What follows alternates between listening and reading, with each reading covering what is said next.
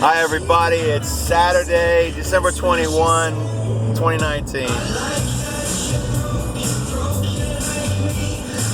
The broken approach the throne of God, contrite in spirit, enriched by the Lord's presence. Don't be a Easter and Christmas church attending person and think that you're only kidding yourself, a real relationship with God. Don't be a once every 7 days person that goes to the Pepe Le Pews and think that that's a relationship with God. That is not a relationship with God. Even worse, don't be a publication that publishes once a month a magazine and think that you are the authority and the final say on what God is thinking, what God has to say and impart. You are nothing Christianity Today. This magazine that had the audacity to say, well, Donald Trump is off his rocker. He does not, we rebuke, this is Christianity Today talking, saying that we rebuke that all these evangelicals and Catholics are rallying around the presidency, this administration. Can you not, you stupid Christianity Today, you must take the blinders off. You are confused. You're operating as if you are some kind of spokesperson on behalf of the Lord. Listen, when I was going to seminary many years ago, I subscribed to that rag, and I gave them more props than they deserved. I was thinking, well, the articles, and when I started doing my own thing, I would use them out time and once in a while, but then they started getting further and further away from relevance. I communicate with God every day. Let me put it to you this way. We had a reunion recently of people that were attending a house church, and at the house church, in lieu of going to a sanctuary, a synagogue, what have you, house churches meet at a house, and people are in a circle communicating with one another, unpacking. What has the Lord been telling you recently? All right, so bear that in mind. So we get there, and I had been I used to be a person that cooked every time we met at the house church. Get ready to blast off and give you a little Ashaya Makala. Battle readiness whenever, wherever. Super wee hours right now locally, Abaka. So we had this reunion, right? And everybody's talking, and I said, well, when I was young, I used to go to a old fart church, set in their ways, hardened hearts. The Old Testament refers to it as a stiff-necked people, that kind of church. And I used to, this is when I was going to seminary, I used to want to show off when it came time to talk during the adult Bible study. Show off, all that I've learned. Oh, look at me, I know what the priests know, what the pastors know. I'm getting the same degree as they are. I could explain Paul's missionary journeys to the left, to the right, up, down, left, and right.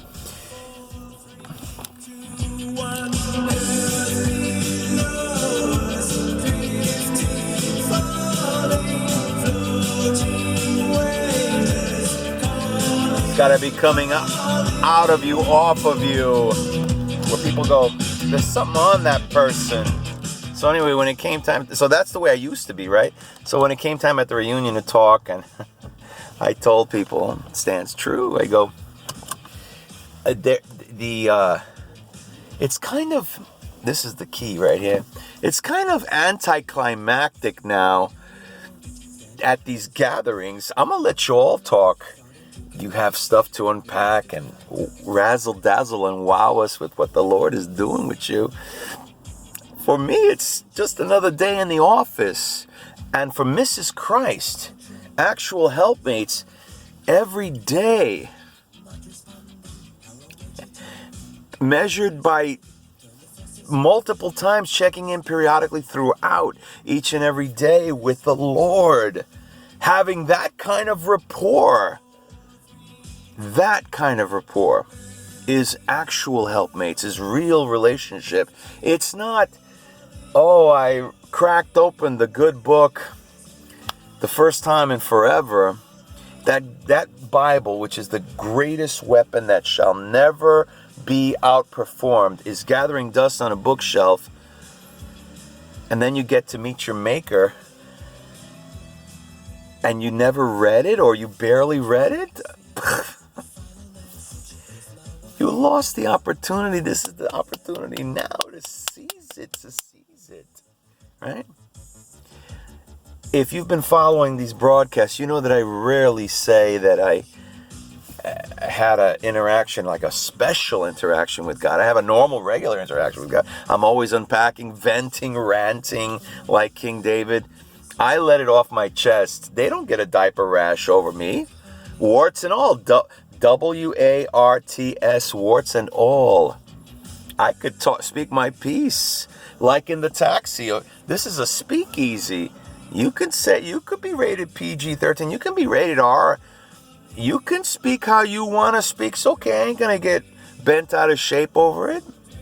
So sometimes I have that kind of relationship. I can be me, and you should be able to be you also. They know who you are. They love you just the way you are. That's the beauty of the whole thing. They love you just how you are, guys and gals. Okay, so yesterday was so wonderful. Yesterday, a little thing jumped into me. On the day before, because today, in all likelihood, I'm going to be going to do the homeless outreach distribution, which I do monthly, a sacred oath, a sacred vow, a solemn oath kept. But yesterday something got into me, a little thought bubble, and it was an impression. I tell you, I get impressions from high command, and the impression was, what if Jesus one day tells me specifically, out of the billions and billions of people in this world, tells me specifically, I want to put you, Ambassador Batman, in charge of throwing me a birthday party. Came to me. What would I do? Ooh, the mind was racing. Well, one thing, in a larger way, much larger than I'm doing now, but I'm being faithful to it, what I'm doing now, and I'm trying to encourage you all to copy, to duplicate this in your neck of the woods. I would be giving gifts not to Jesus. What do you get the man who has everything? Your love, your obedience, your commitment, right? I would give out benevolence to those less fortunate, like we're going to do today with the Bibles, with the gift bags, etc. I thought about Steve Harvey introducing Jesus Christ. He's there on a mic. I'm going to include it as part of probably today's new devotional contributions to the magazine, Pipeline Laser Ray Gun. Go to that. And I thought, well, if I'm going to be true to myself, because after all, and I've said this again and again, who indeed do you think put what you have inside of you that is edifying, uplifting, inspirational, that you are passionate about in the first place? So I got to be true to that. I got to be true to the preaching to the nerd and geek choir. Yes, you can forgive me. I'm still wearing my dirty laundry from several days ago at the Star Wars premiere.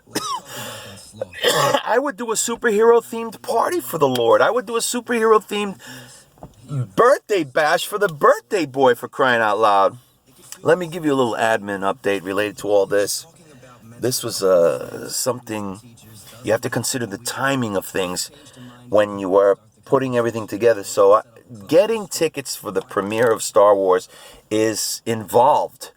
You gotta, like if you're trying to get tickets at Comic-Con, you gotta be on the computer as soon as the tickets become available, or you lose out, because the tickets sell out. All 150,000 tickets sell out. Okay. That's per day, by the way. Tickets per day, imagine. All right, now with that said, so I couldn't get online to get the tickets, and I did get tickets for the premiere. But I bought tickets for my dad, mom, sister, her daughter, my niece, my brother, and myself. So 6 tickets. And I had to go to the theater itself to bypass the computer that was just all system crashed. Got the tickets, announced to the family weeks when I got them. This is the date, this is the time, this is the venue. Block it out, mark it on your calendar. My little niece is very excited and going and everything. And it was something like that happened. So a week to go, announced, sent it out. Okay, be paying attention. This is the tickets are in hand, seats are reserved. This is the time and place. And may the force be with you. 3 days to go, 2 days to go, the day before, the day of, letting you all know, okay? And I get there early. The show starts at 7 p.m. local time. I get there at around 4 o'clock to the mall. It's in a mall. I grab a bite to eat. I'm waiting for them. 2 hours to go. 1 hour to go. 40 minutes to go. And my father calls and says, "We cannot make it." What happened? I asked. The companion pet of my dad, of 10 years, companion pet, that he would walk every day, they were thick as thieves, as the saying goes, was having seizures and was screaming, the poor animal, violently, was writhing in pain. They had to rush the animal to the emergency room veterinary, and the doctor there said to my dad, difficult pill to swallow at any age. Believe me, I went through it. If you've been following these broadcasts, I had gone through it recently with a pet of mine. We could do exploratory surgery, but the animal's in a lot of pain. It might be best, and it's cost prohibitive because my folks are on fixed income, and they get you're vulnerable, right? Emotionally, spiritually, physically, mentally at that point. And it's Christmas, so the doctors might be seeing dollar signs. I'm very skeptical of things, right? But they said, it might be best if we just put her down. She's lived her full life. 7 years is a year for each animal, right? So that's 70 years old. So that's what they did. They put Abby was her name. They put her down. And I told my dad, I go, I've been through a lot of loss of pets personally that I've been in charge of. And the one that hurts me the worst is not the one that lived its full life. It was the little kitten that I was in charge of. I brought to that stupid vet that I still blame as having not done everything that they could have to save her. And then I have to pay this vet without disputing the charges, which was another thing. I just had to eat it, swallow my pride, and pay $500 for a vet that I thought contributed to the death of my cat. Just something in me felt that way. It sucked. And the one that hurts me the most is that pet that was a part of my life briefly, because she died as a kitten, and it hurt. It hurt. She had a tumor. And statistically, the young can bounce back from that. They just had to remove the tumor. She died from the anesthesia. I've been through anesthesia. They stop your heart. You're technically dead, and then they revive you, and you come out of it. That's how anesthesia works. My kitten, the young have more strength, more energy, didn't bounce back. It was so devastating. I still feel it today. So I know my dad's got a little soft. The whole family, I'm sure. I sent them condolences and all you can do at that point, right? There's a strangeness about that, right? How the timing of that, right? Disruptive. The enemy is disruptive on our lives. And this is for many of you out there and many in my household, and for me across many different birthday seasons for the Son of God. It's been an emotional roller coaster. I've gone through breakups right before Christmas. Your girlfriend's gone, your boyfriend's gone, emotional heartache. It's tough, man. Wherever, whenever they can, enemy operatives are there to try to disrupt and And they are the bah humbugs. They are, before Ebenezer Scrooge is redeemed, they are the pre-Anakin Skywalker finds redemption at the end. Darth Vader, no, he's Darth Vader. It's the stuff right now on the presidency that's being performed. Nancy Pelosi neither allowing the articles to be forwarded to the Senate, holding on to them, just prolonging the misery, and maybe trying to do shenanigan back deals with the Supreme Court. But apparently new information came out today that the Supreme Court cannot take that case. Again, the Lord High Command is 10 steps ahead. You don't have to agree with me, but to the extent that stupid Christianity Today thinks that they are speaking for everybody, they got rebuked by Focus on the Family, Dobson, by the Ralph Reed's group, that is the political wing of the evangelicals, and by Franklin Graham himself, who sent a note, a blast out to say, my father would be embarrassed by Christianity Today for doing that. Franklin Graham himself is recognizing the favor that is being found on American Beulah in their current battle against American Babylon. It is, as we're doing in our current Bible study, we just completed Jeremiah 1. It's on the resources there. All of the resources are on Pipeline Laser Ray Gun. We just finished chapter 1. It's a thing to know that, like in the days of Jeremiah, where Israel was literally divided into two groups, the people who wanted anything goes and were trying to allow anything and everything to happen. Yeah, you can do anything. You play, you pay. Sins of the flesh. I play sometimes, guilty as charged, and I pay. There is a price. It is terrible. It has done a number on me. You play, you pay.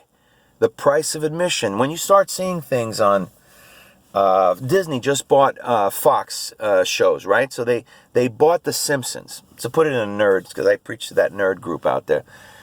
The Simpsons used to have shows of Flanders or Simpsons Bible stories where they were reverent to the Lord. You know, they would have their moments of irreverence, and I used to love that. Little devil's advocacy and whatnot. But now they don't even apologize. You know, they have a new group of writers. Nothing stays the same.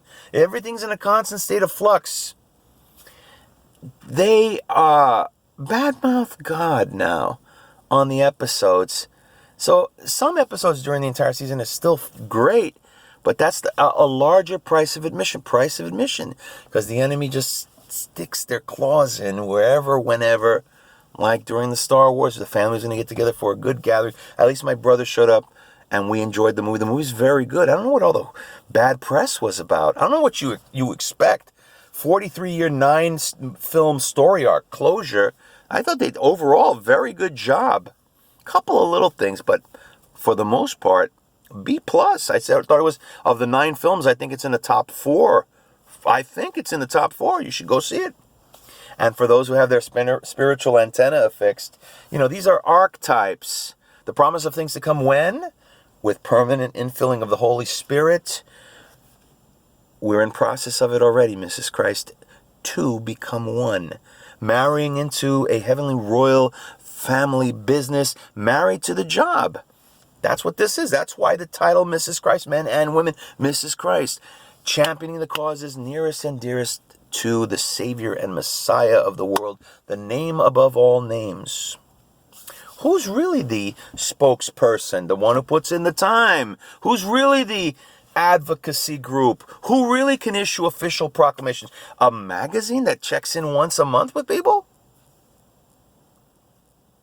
You know better than that. Later today, when it'll be published probably tomorrow, I am going to see my dad. Say, I'm sorry, Dad. I'm sorry for your loss, and everybody. I'm going to visit the family in a little bit. They didn't get to see Star Wars. I got my money back on the tickets, but I'll show up there. And for such time as this, maybe I was supposed to be the Three Kings bringing gifts, Christmas cards, and I have 3 January babies to give birthday cards to. We give them ahead of time. And for such a time as this, right, to offer, not to talk, like at the Sunday school, you know, I let you all talk. Because for me, it's anticlimactic. I have this interface, intermingling, intertwining, intermingling, did I say? There's 4 inters. Interface, interact, intermingle, intertwine, convergence. Regularly. So for me, I don't have to do that. And I have this way to express myself as well. All right, so we're going to do the outreach almost 100% later today before I even go see them. Happy birthday, Jesus. Happy birthday, Jesus. Think about that. You want invitations to that birthday party that I'm in charge of throwing one of these days? Ooh, you got any ideas? Pour through, share the materials. It's credited to you, not I, as having performed evangelism when you send these links along to those in your social spheres of influence. Have yourself a good day.